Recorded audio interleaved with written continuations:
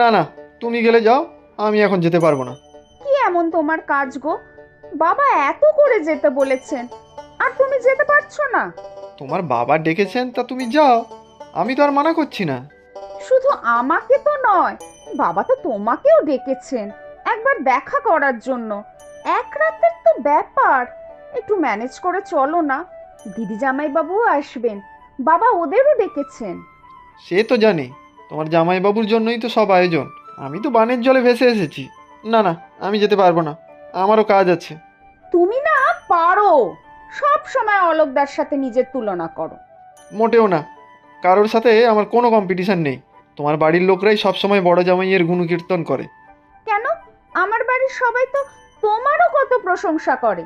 ছাড়ো ছাড়ো, ওসব আমার জানা আছে। বড় জামাই বড় কোম্পানিতে বড় পোস্টে চাকরি করে, তার সব বড় বড় কাজ, বড় দায়িত্ব, বড় ব্যস্ত থাকে সারাদিন। শুনে শুনে কান পচে যায়। আহা, সে তুমি বা কম কিসে? এত বড় কারবার, আমাদেরই বা কিছু অভাব আছে নাকি? ওসব গাল ভরা কথা বলে কোনো লাভ নেই।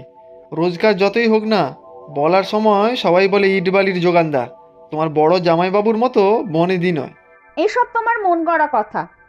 আচ্ছা চলো না লক্ষ্মীটি, বাবা যখন সবাইকে ডেকেছেন তখন নিশ্চয়ই কিছু গুরুত্বপূর্ণ আলোচনা আছে। ঠিক আছে, যাব না হয়। তবে তোমার বড় জামাইবাবুকে নিয়ে বেশি আধিক্যতা দেখলে আমি কিন্তু চলে আসব। আচ্ছা বাবা, আচ্ছা, তোমাকে দেখবে সবাই মাথায় করে রাখবে। খালি হাতে যাব নাকি? কি নিয়ে যাব বলো তো? মিষ্টি নিয়ে যাব, আবার কি? শুধু মিষ্টি কেন, তোমার বাবার জন্য একটু ফলও কিনে নিয়ে যাব। দেখো আবার, তোমার জামাইবাবু আবার কি অমূল্য জিনিস নিয়ে যায়। সে তো যা নিয়ে যায় তাতেই সবাই আহ্লাদে গড়াগড়ি খায়। উফ, বাবা রে বাবা, আবার শুরু করলে তুমি। অলোকদাকে টেক্কা দিতে চাও তো? তাহলে বলি একটা কথা। হ্যাঁ বলোই না, যা বলবে আমি তাই নিয়ে যাব। তুমি এক কাজ করো, ইটবালির যোগানদার তো, তুমি দুটো ইট গিফট প্যাক করে নিয়ে চলো, সবাই দেখবে তোমারও ধনী ধনী করবে। খুব মজা করছো তো? দেখবে, আমি দুটো ইট আর এক বস্তা বালি নিয়ে যাব শ্বশুর বাড়ি, ব্যাস। তোমার কি মতলব বলো দেখি? হঠাৎ করে মেয়ে জামাইদের ডাকছো কেন? ঠিক, হঠাৎ করে জরুরি তলব, মনে প্রশ্ন জাগারই কথা গিন্নি। অবশ্যই তার নিশ্চিত কারণ আছে। কি হেয়ালি করছো বলো তো?